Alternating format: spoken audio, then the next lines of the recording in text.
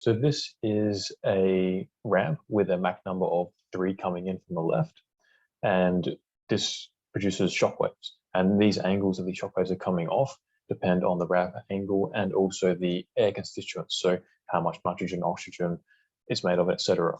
If that changes, then those angles will change.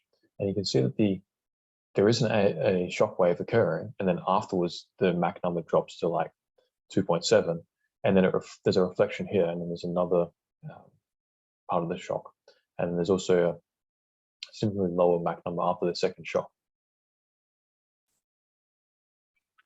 This is a pressure plot with some streamlines, so you can see that as the shocks occur, there's a much higher pressure after them.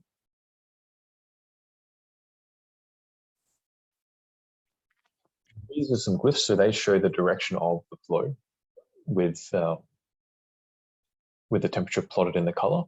So interestingly, with shocks, when it happens, afterwards the temperature heats up of the air. So you can see from after the first shock, it's heated up it's usually 300 degrees. After the first shock, it's about 370. Then after the second shock, it's up to almost 450 degrees. Shows that a little bit clearer. So this is the temperature with the shocks, and you can see clear as day these shocks. That's cool.